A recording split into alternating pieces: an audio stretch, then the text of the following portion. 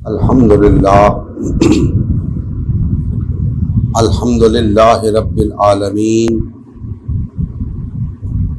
वस्सलातु वस्सलामु अला सय्यदिल अंबिया वल मुरसलीन व अला आलिहि व अस्हाबिहि अजमईन। अम्मा बाद फ़अऊज़ु बिल्लाहि मिनश शैतानिर रजीम। बिस्मिल्लाहिर रहमानिर रहीम। व मिनहुम मन अहदल्लाह लइन आताना मिन फज़लिही लनस्सद्दक़न्न व लनकूनन्न मिनस सालिहीन।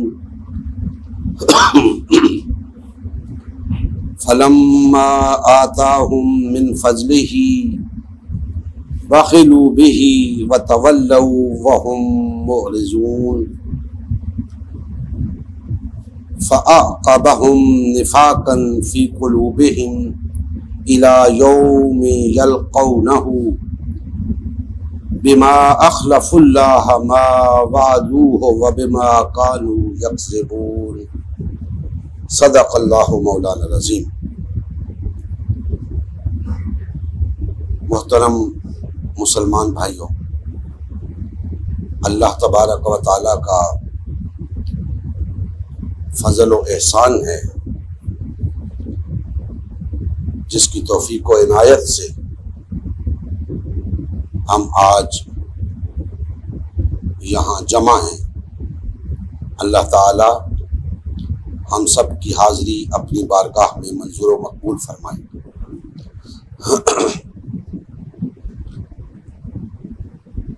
मैंने आपके सामने सूरा अत-तौबा की आयात नंबर 75, 76 और 77 की तिलावत का शरफ हासिल किया है। चंद कलिमात इन आयात मुकद्दसा की रोशनी में आप भाइयों के गोश गुजार करने की कोशिश करूंगा। फरमाया, और इनमें बाज़ ऐसे हैं जिन्होंने अल्लाह से अहद किया कि अगर वो हमको अपनी मेहरबानी से अता फरमाएगा तो हम ज़रूर खैरात किया करेंगे और नेकोकारों में हो जाएंगे।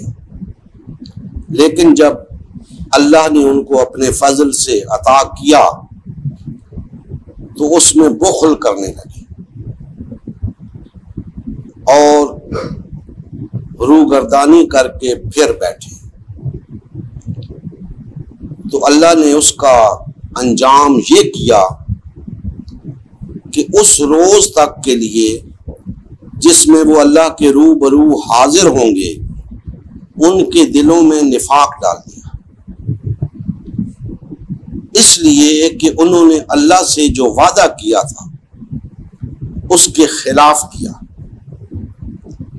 और इसलिए कि वो झूठ बोलते थे।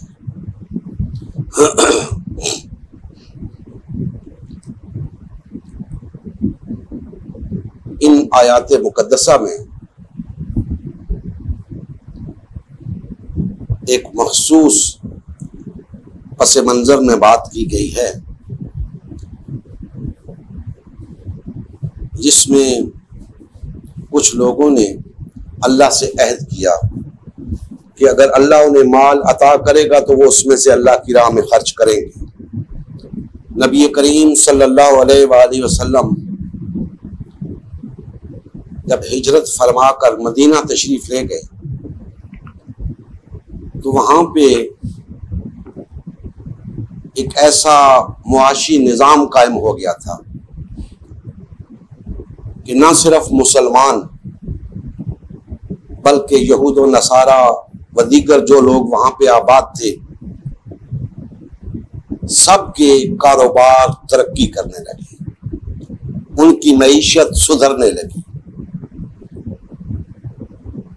तो ये वो लोग थे जिन्होंने अल्लाह से अहद किया कि अगर हमारे दिन भी फिर गए तो ऐ अल्लाह हम उसमें से तेरी राह में खर्च करेंगे। लेकिन जब उनके दिन फिरे, उनके कारोबार तरक्की कर गए, उनके मवेशियों की तादाद में, बकरियों की तादाद में इजाफा हो गया, तो वो बुखल करने लगे और जो अल्लाह से उन्होंने अहद किया था उससे रूगर्दानी करने लगे। और अल्लाह जल्ला मजदहू ने फरमाया कि उसका नतीजा ये निकला कि अल्लाह ने उस दिन तक, जिस दिन वो अल्लाह के रूबरू हाजिर किए जाएंगे, उस दिन तक अल्लाह ने उनके दिलों में निफाक डाल दिया, इसलिए कि उन्होंने अल्लाह से जो वादा किया था, अहद किया था, उससे रूगर्दानी की। दोस्ताने मोहतरम, ये आयत मुकद्दसा हमें ये बताती है कि अहद की पासदारी कितनी जरूरी है, वादे की पाबंदी कितनी जरूरी है। एक मामले का यहां पे जिक्र है, जिंदगी मामलात का मजमूआ है और एक मुसलमान की जिंदगी एक अहद पे खड़ी है। जब कोई शख्स मुसलमान होता है, दायरे इस्लाम में दाखिल होता है, तो वो अल्लाह के साथ पूरी जिंदगी के लिए एक अहद करता है। ये तो वो लोग थे ना जिन्होंने सिर्फ माली मामलात में अहद किया कि अल्लाह अगर हमें रिज्क की फराखी तूने अता कर दी तो हम उसमें खर्च करेंगे। लेकिन मुसलमान पूरी जिंदगी के लिए अल्लाह के साथ एक अहद करता है। जब वो दायरे इस्लाम में दाखिल होता है और ला इलाहा इल्लल्लाह का इकरार करता है, तो गोया वो अल्लाह से एक अहद करता है कि ऐ मेरे रब, ऐ मेरे इलाहा, आज से मैंने तेरी बंदगी का पटा अपने गले में डाल लिया है। अब मैं अपने नफ्स की ख्वाहिशात पर नहीं चलूंगा, किसी शख्स की ख्वाहिशात पर नहीं चलूंगा। अब मैं तेरा बंदा हूं, तेरे सामने सरे तस्लीम खम करता हूं, तेरी बारगाह में सरेंडर करता हूं।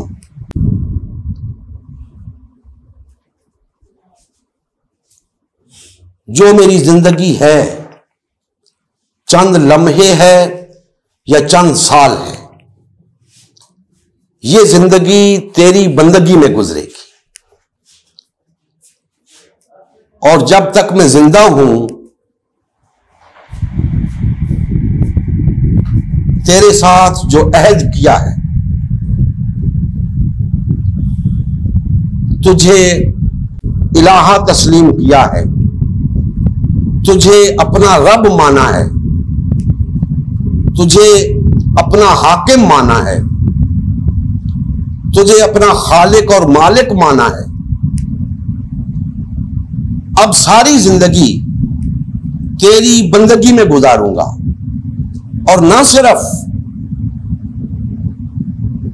अपनी जिंदगी तेरी बंदगी में गुजारूंगा, बल्कि तेरे दीन को रूए जमीन के ऊपर गालिब करने के लिए जिद्दोजहद करूंगा। मैंने तुझे इलाहा तस्लीम किया है, तेरी उलूहियत तमाम इंसानियत पर कायम करने के लिए दिन रात जिद्दोजहद करूंगा। मुझे जो सलाहियतें तूने अता की है, मुझे जो माल तूने अता किया है, मुझे जो ताकत तूने अता की है, ये सब कुछ मैं तेरी राह में लगाऊंगा। ये अहद करता है मुसलमान अपने अल्लाह के साथ। अब दोस्तानी मोहतरम, एक अहद वो था जिसका मैंने जिक्र किया इन आयात मुबारका के अंदर, अल्लाह पाक ने बयान किया, और उसका नतीजा अल्लाह पाक ने खुद बयान फरमाया कि उस रोज तक के लिए उस अहद की खिलाफ वर्जी करने वालों को, उस रोज तक के लिए जिस रोज वो अल्लाह की बारगाह में पेश किए जाएंगे, निफाक में मुब्तला कर दिया, मुनाफिकत उनके दिल में डाल दी गई। आप सोच रहे होंगे कि अल्लाह ने उनके दिल में मुनाफिकत क्यों डाली? गलती हो गई उनसे, नाफरमानी हो गई, तो मुनाफिकत अल्लाह ने उनके दिल में क्यों डाल दी? दोस्तान मोहतरम, हर काम अल्लाह के इज़्न से होता है, जिसे हम कहते हैं कि ये अल्लाह की तरफ से है। दुनिया में जो काम होता है अल्लाह के इज़्न से होता है। किसी शख्स के दिल में निफाक का रोग लग जाता है तो अल्लाह के इज़्न से होता है। आप इस कायनात के अंदर देख लें, सब कुछ अल्लाह के इज़्न से हो रहा है। लोगों को हुकूमतें मिलती हैं, अल्लाह के इज़्न से मिलती हैं। इज़्न का मतलब ना अल्लाह का हुक्म होता है, ना अल्लाह की मर्जी होता है। इज़्न का मतलब होता है अल्लाह का एक कानून है, जो उस कानून के मुताबिक चलेगा, अल्लाह के इज़्न के मुताबिक होगा। हर शख्स पर, हर अच्छे बुरे अमल पर के पीछे अल्लाह का इज़्न कार फरमा होता है। अल्लाह के इज़्न के बगैर पत्ता भी नहीं हिल सकता। तो ये निफाक अल्लाह नहीं डालता, इंसान अपने लिए ऐसा माहौल फराहम करता है, इंसान अपने आप को उस सतह पे ले आता है जहां पे उसका मुनाफिक हो जाना लाजिम ठहरता है, अल्लाह के इज़्न से। अल्लाह का कानून यही है, वरना अल्लाह किसी के साथ ज्यादती नहीं करता। इंसान खुद अपने लिए जन्नत भी खरीदता है, जहन्नुम भी खरीदता है। इंसान अपने अच्छे बुरे का खुद जिम्मेदार है। दोनों के पीछे अल्लाह का इज़्न कार फरमा होता है। इंसान चाहे तो अच्छा अमल करे, चाहे तो बुरा अमल करे। बुरे अमल का नतीजा जहन्नुम होगा, अच्छे अमल का नतीजा जन्नत होगा। तो ये जो अहद की पासदारी ना की उन लोगों ने, अल्लाह से अहद करके उससे रूगर्दानी की, तो इसका नतीजा यही निकलना था अल्लाह के इज़्न से कि उनके दिलों के अंदर निफाक की बीमारी लग जाए। और निफाक क्या होता है? दोस्ताने मोहतरम, कोई शख्स दायरे इस्लाम में दाखिल होता है, अपने आप को मुसलमान डिक्लेयर करता है, उसके बाद अल्लाह से वो किया हुआ अहद जो बहैसियत मुसलमान वो दायरे इस्लाम में दाखिल होने के वक्त करता है, उस अहद में डंडी मारना शुरू करता है, उस अहद की खिलाफ वर्जी शुरू करता है, और करते करते निफाक में इस हद तक चला जाता है कि फिर वो मुसलमानों के लिए, इस्लाम के लिए इंतहाई नुकसानदेह हो जाता है। इसीलिए मुनाफिक जहन्नुम के सबसे निचले दर्जे में होगा।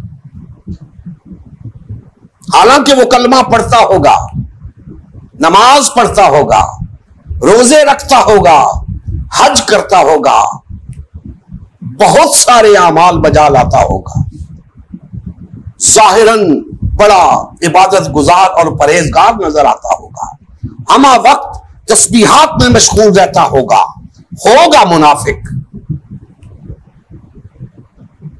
उसे पता ही नहीं कि वो निफाक के रोग में मुब्तला हो चुका है। अगर उसे पता चल जाए कि वो मुनाफिक हो गया है तो मोमिन ना बन जाए, लौट ना आए अल्लाह उसके रसूल की तरफ। लेकिन नहीं, वो ऐसी बीमारी में मुब्तला हो जाता है कि मरते दम तक उसे खबर नहीं होती, उसे शऊर ही नहीं होता इस बात का। तो दोस्ताने मोहतरम, ये है अल्लाह की तरफ से किसी को निफाक में मुब्तला कर दिया जाना। अल्लाह इस तरह निफाक में मुब्तला करता है कि कोई शख्स खुद उसके लिए तैयार होता है, खुद उसकी राह हमवार करता है, तब वो निफाक में मुब्तला होता है। ऐसा नहीं होता कि कोई शख्स मोमिन हो, अल्लाह खा बखा उसे मुनाफिक बना दे, ऐसे नहीं होता। वो शख्स ऐसा काम करता है जिसके नतीजे में उसके दिल में निफाक की बीमारी का पैदा हो जाना लाजिम हो जाता है। अब दोस्ताने मोहतरम, हमने बहैसियत मुसलमान अल्लाह से एक अहद किया है कि ऐ अल्लाह, सारी जिंदगी तेरी बंदगी में गुजारेंगे, सारी जिंदगी तेरे दीन के गलबे के लिए जद्दोजहद करेंगे, जिएंगे तो तेरे लिए, मरेंगे तो तेरे लिए, अपनी जान माल तेरे लिए निछावर कर देंगे। लेकिन दोस्ताने मोहतरम, वो जो लोग थे जो ईमान लाए थे, नबी करीम सल्लल्लाहु अलैहि वसल्लम के अहद मुबारक में, उन्होंने तो जो अहद किया पूरा किया, उस पे पूरे उतरे। बेशुमार लोग उस अहद पे पूरे उतरे, सारी जिंदगी उन्होंने वक्फ कर दी। यही वजह है कि अल्लाह का दीन गालिब आ गया। अगर वो अपने अहद को पूरा ना करते तो उस वक्त जो लोग निफाक की बीमारी में मुब्तला थे तो सब उस बीमारी में मुब्तला हो जाते और दीन कभी गालिब ना होता। देख ले, उस वक्त जो लोग अहद की पासदारी कर रहे थे उन्होंने तो अल्लाह के दीन को गालिब कर दिखाया, लेकिन वो लोग जो अहद से रूगर्दानी करते थे उनसे फरमाया गया, या अय्युहल्लज़ीना आमनू आमिनू, ए ईमान वालो, ए ईमान का दावा रखने वालों, ईमान ले आओ। उनसे फरमाया गया जो अहद करके रूगर्दानी कर रहे थे कि अभी मोहलत है, ईमान ले आओ। दोस्ताने मोहतरम, जो लोग इस अहद से रूगर्दानी करेंगे, अल्लाह के साथ किए हुए अहद से रूगर्दानी करेंगे, जिंदगी तक उनके लिए मोहलत है कि वो वापस पलट आए अल्लाह और उसके रसूल की तरफ। इस बात को पेश नजर रखें कि हर शख्स अपने आप को ईमान के आला दर्जे पे समझता है, लेकिन याद रखें तर्ज़े अमल हमारा बताता है कि हम ईमान रखते हैं या नहीं रखते, हम मोमिन हैं या नहीं हैं, हमारे अंदर निफाक है या नहीं है। यह हमारा तर्ज़े अमल बताएगा। और तर्ज़े अमल एक इनफिरादी है, एक इज्तिमाई है। इनफिरादी तौर पर बहुत सारे लोग आपको ऐसे मिलेंगे, 5 वक्त के नमाजी मिलेंगे, रोजेदार, परहेजगार, हाजी, सदका खैरात करने वाले, आपको गुमान भी नहीं होगा कि इस शख्स के अंदर निफाक भी हो सकता है। लेकिन जब आप इज्तिमाई मामलात में उन्हें देखेंगे तो आपको पता चलेगा कि ये ईमान के किस दर्जे पे है। मैं बरमला कहा करता हूं कि अगर अहद रिसालत माब में मुनाफिकीन की एक कसीर तादाद हो सकती है तो आज उससे ज्यादा क्यों नहीं हो सकती। आज हम 1.5-2 अरब अपने आप को मुसलमान कहते हैं।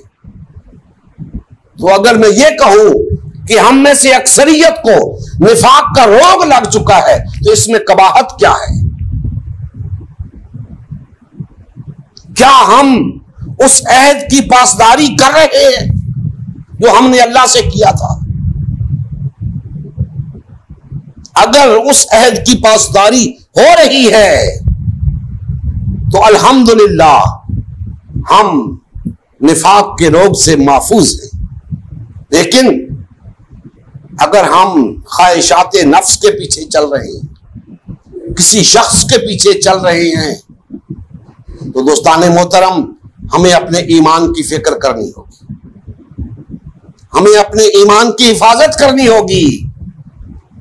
और उसके लिए लाजिम है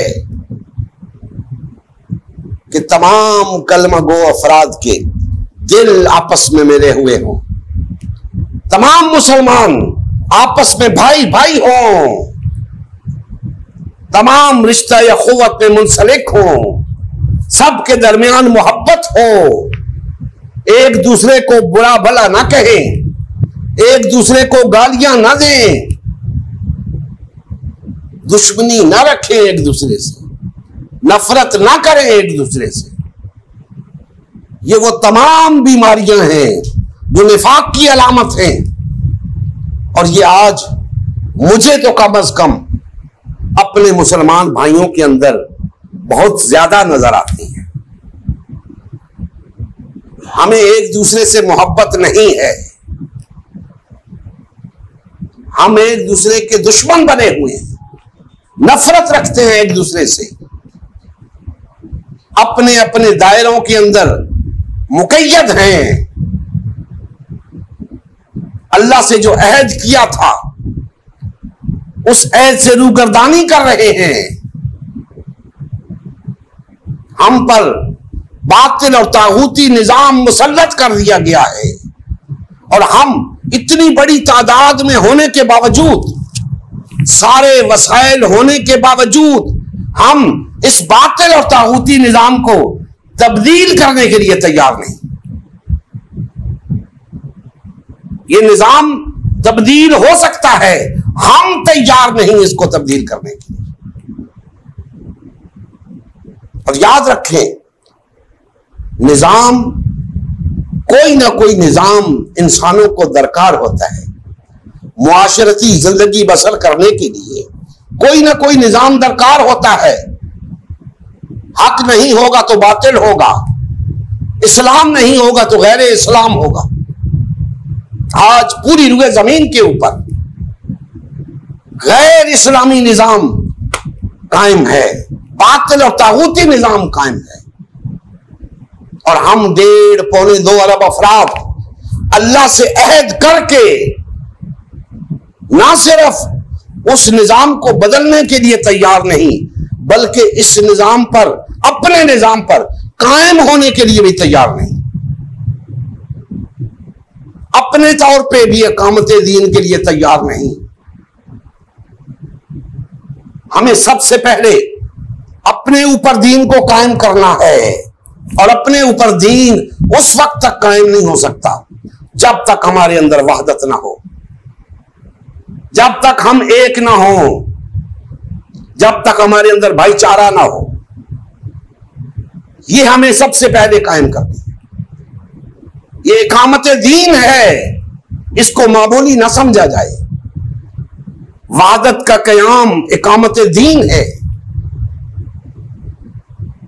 ये कायम होगी तो हम उस कुव्वत नाफिजा के हुसूल की बात कर सकते हैं। वगरना क्या होगा, इसी तरह मुंतशिर रहेंगे, इसी तरह बातिल और तागूती निजाम हम पर मुसल्लत रहेगा। आज भी निजाम मुसल्लत है हम पे, जिंदगी गुजर रही है, हम अपने तई समझे बैठे हैं कि हम इस्लाम पर अमल पैरा हैं, हम अल्लाह के साथ किया हुआ ऐद निभा रहे हैं। नहीं दोस्ताने मोहतरम, हमें कुरान और सुन्नत की तरफ रुजू करना है, हमें देखना है, जायजा लेना है कि क्या वाकईतन हम अल्लाह के साथ किया हुआ ऐद निभा रहे हैं या नहीं। तो अगर किसी को शक है तो मैं वो शक निकाल देना चाहता हूं।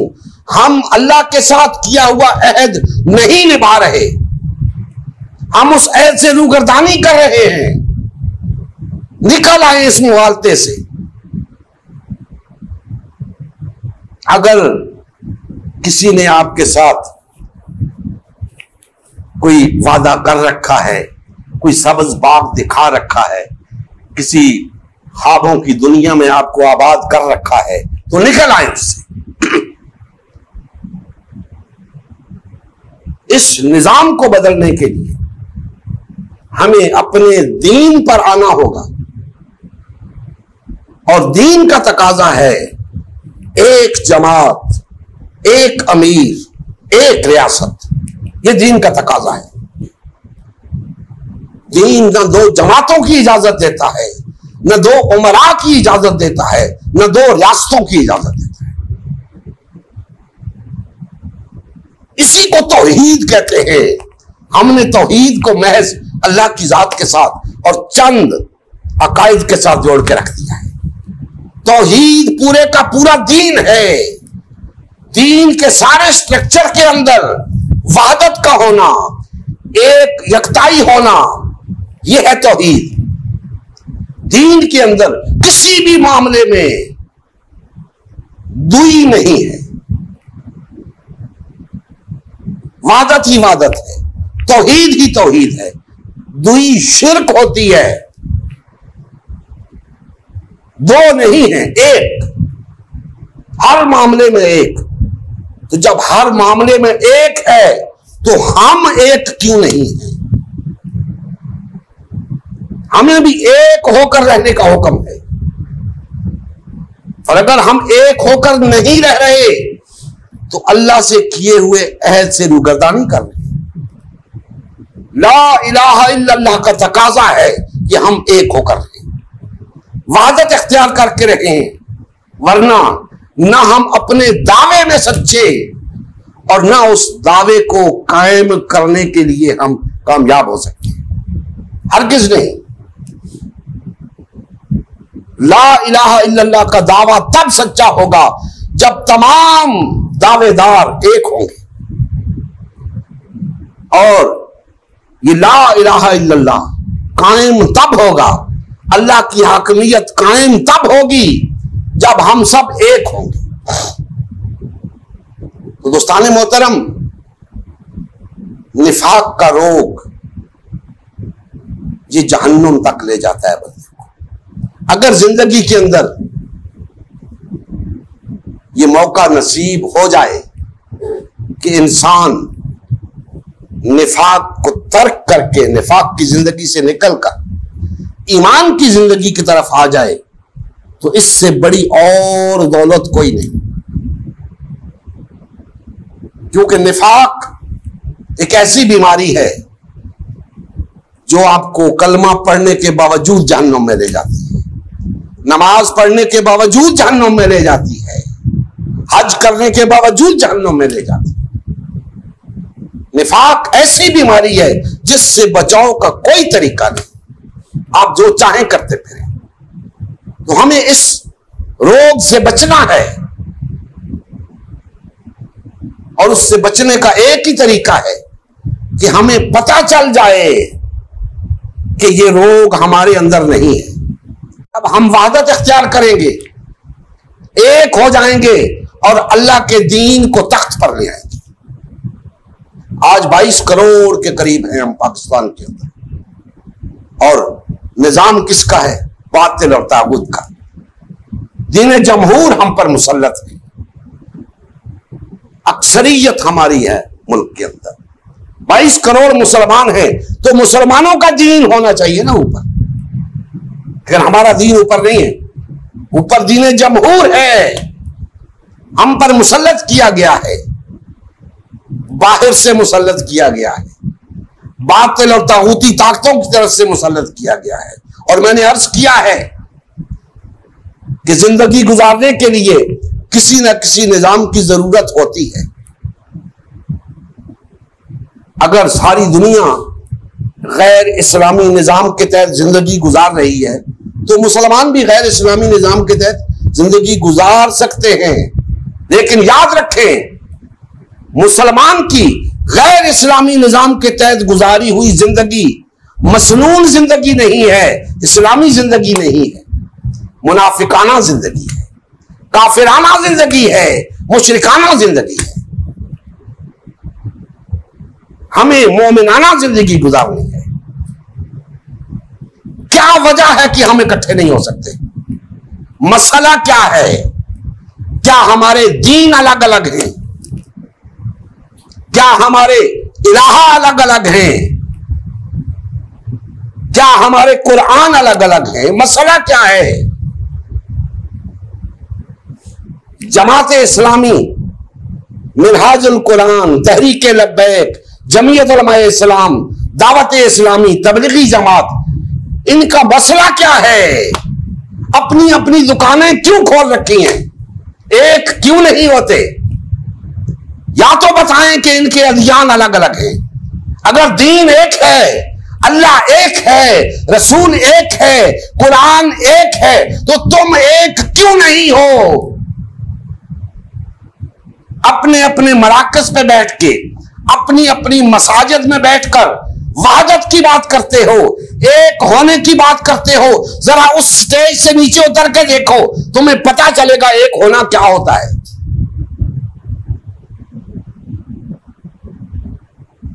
तफरके के स्टेज पे बैठ के वहदत की बात करते हो। निकल आओ इस तफरके से, ये तुम्हें कहीं का नहीं छोड़ेगा। क्या तुम्हें कुछ नजर नहीं आता? ये जो दीन जमहूर हम पे मुसल्लत है, आए रोज ये तमाशा नहीं देख रहे हो? मीडिया कितना टाइम तुम्हें देता है, कितना टाइम इस बातिल और तागूती निजाम को देता है। जमात इस्लामी का जलसा हो, 15 सेकंड की झलक दिखा के खत्म। जमीयत उलमा इस्लाम का जलसा हो, आधे मिनट की क्लिप दिखा के खत्म। तहरीक लब्बैक पे तो पाबंदी है, उनका जलसा तो दिखाना ही नहीं। तबलीगी जमात वाले वैसे मना करते हैं कि ना दिखाया करें। लेकिन जो सूरत हाल आज है, आज आप देख रहे हैं कि अपोजिशन और हुकूमत दो ऐसे ग्रोहों पर मुश्तमिल है जो एक दूसरे के इस तरह दुश्मन हैं जैसे यहूद और ईसाई हुआ करते थे। एक दूसरे के ऐसे दुश्मन, एक दूसरे की जान के दुश्मन, एक दूसरे को एजेंट कह रहे हैं, गद्दार कह रहे हैं, क्या कुछ नहीं कह रहे। लेकिन आप ये भी देखें कि पीडीएम की हुकूमत है, पीटीआई की हुकूमत गिरा दी उन्होंने। उसके बावजूद रोजाना, कमोबेश रोजाना, इमरान खान साहब बाकायदा आकर अपना पैगाम कौम तक पहुंचाते हैं। क्या कभी सिराजुल हक साहब को भी यह मौका अता किया गया? क्या कभी मौलाना फजलुर रहमान साहब को भी यह मौका अता किया गया? हरगिज नहीं।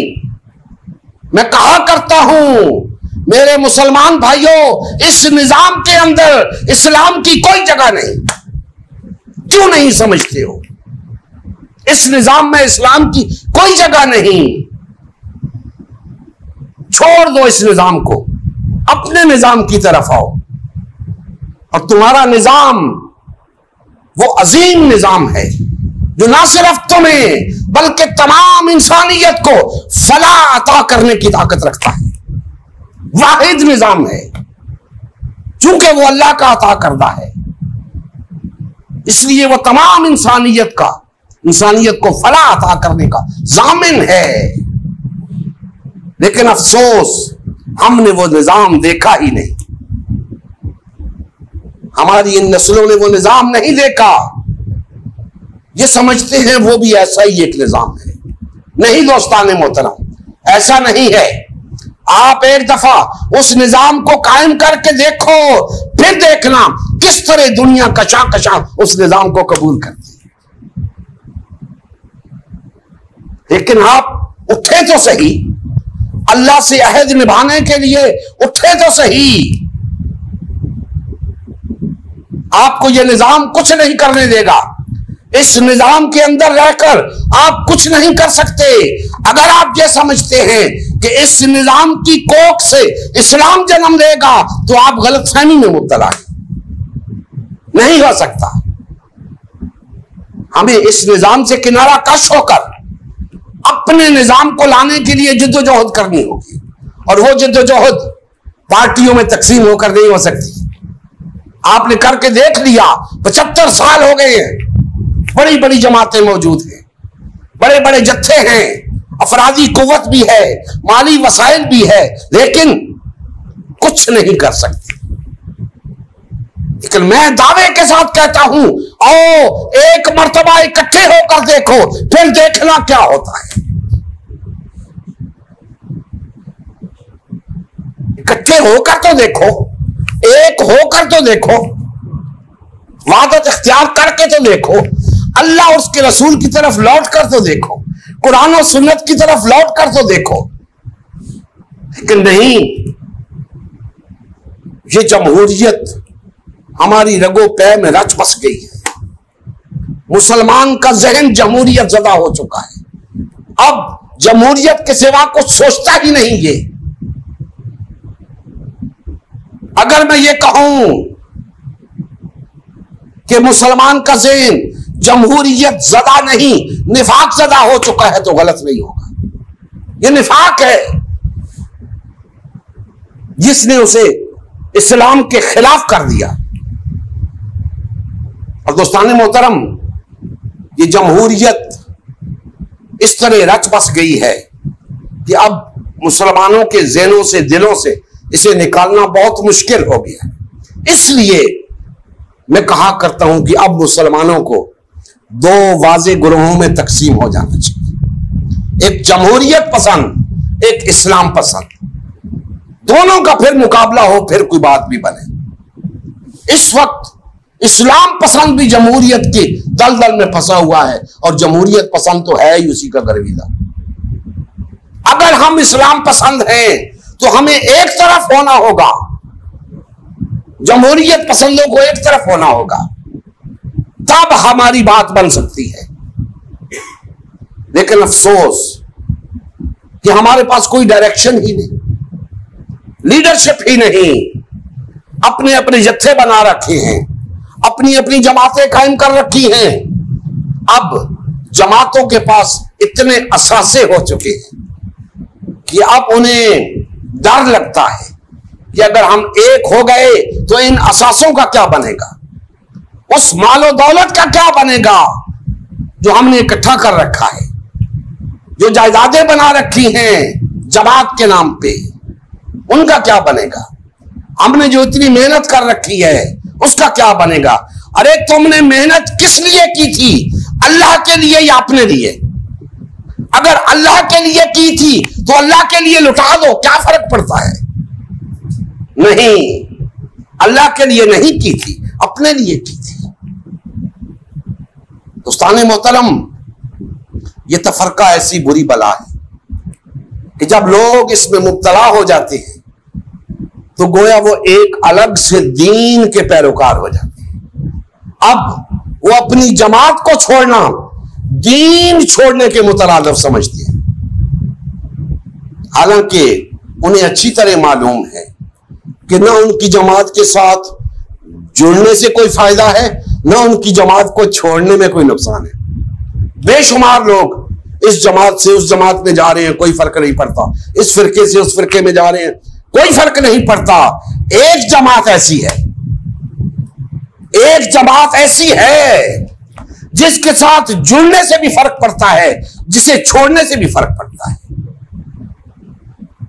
अल्लाह और उसके रसूल ने बता दिया है कि जमात के साथ जुड़ के रहो, एक जमात के साथ, एक जमात जो मुसलमानों की जमात होती है, एक जमात बन के रहो। याद रखो, जो शख्स जमात से बालिश भरा अलग हुआ, गोया उसने इस्लाम का कलाला अपनी गर्दन से उतार फेंका, इल्ला ये कि वो जमात के अंदर वापस लौट आए। वापस आ जाए तो ठीक है, नहीं आता तो दायरा इस्लाम से खारिज है। जमात वो एक दायरा है जिसे हम दायरा इस्लाम कहते हैं,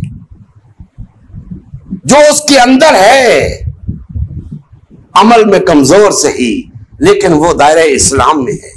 लेकिन जो उसके बाहर है, 5 वक्ता नमाजी क्यों ना हो, हर साल हज क्यों ना करता हो, रमजान के रोजे क्यों ना रखता हो, सुबह शाम तस्बीहात क्यों ना करता हो, क्यों ना उसने लंबे लंबे चुगे पहन रखे हो, अमामे बांध रखे हो, बड़ी बड़ी दाढ़ी रखी हुई हो, सब कुछ करता हो, लेकिन वो दायरे से बाहर है।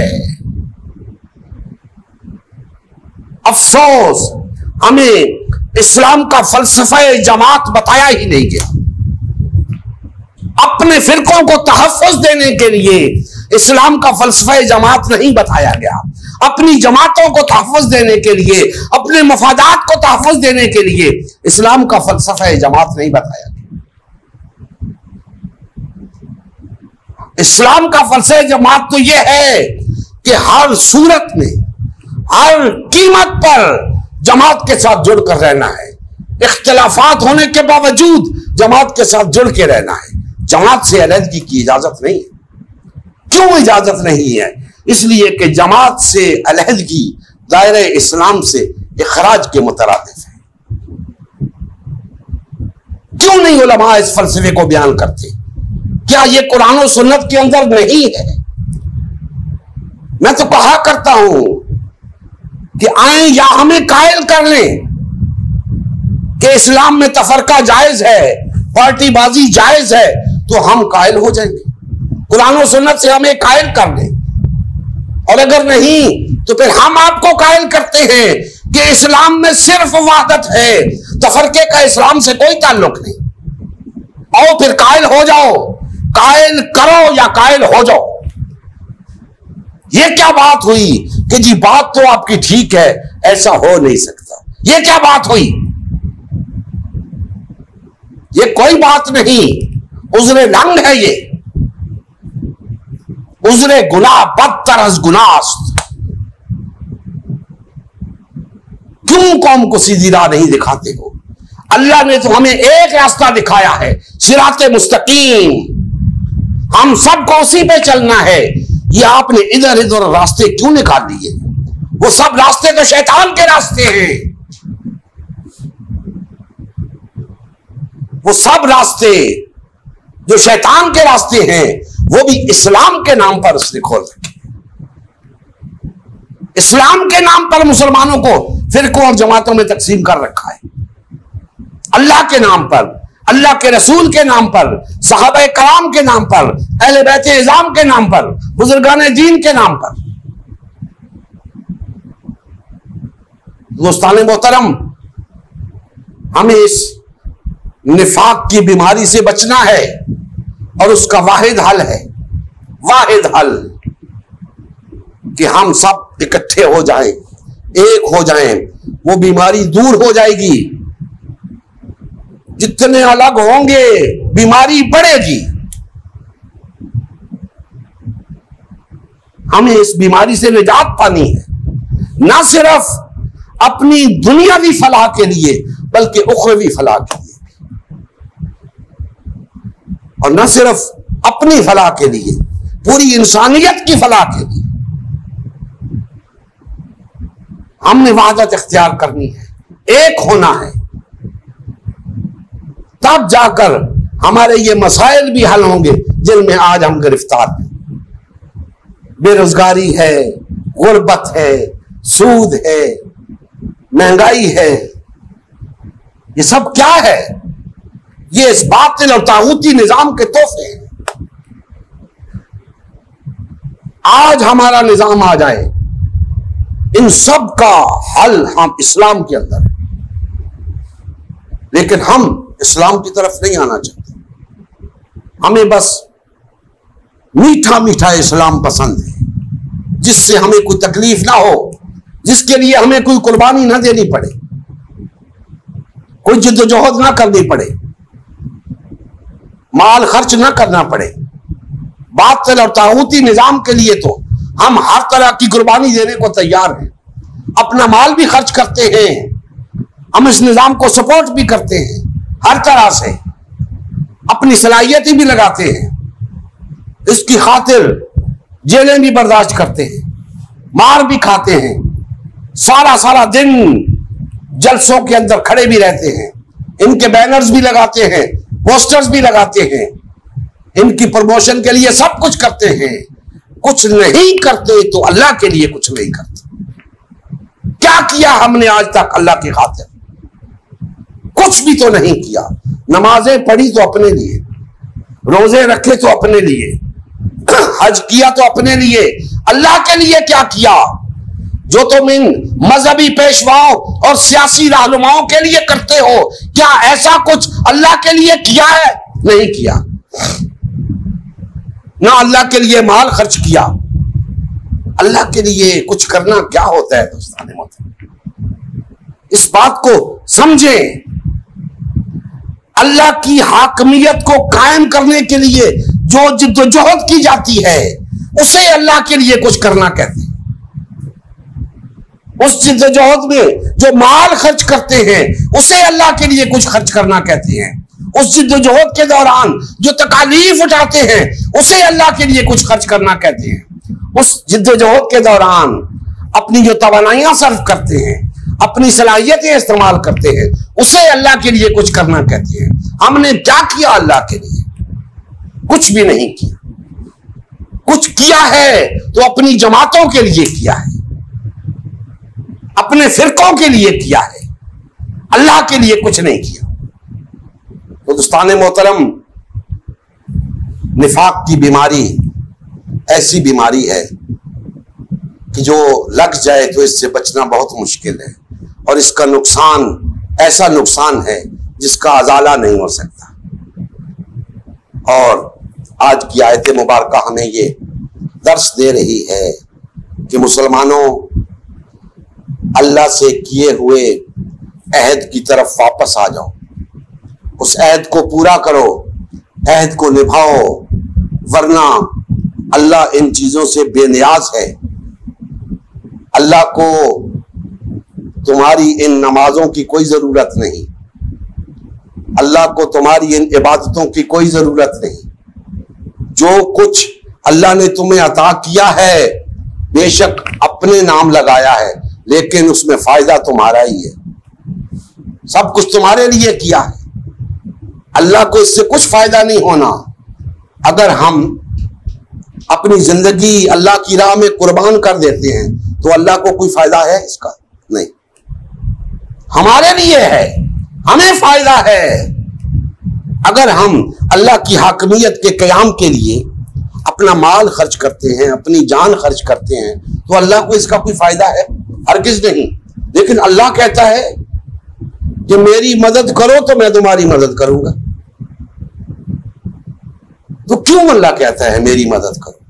हमारे फायदे के लिए कहता है, उसे हमारी मदद की जरूरत नहीं है।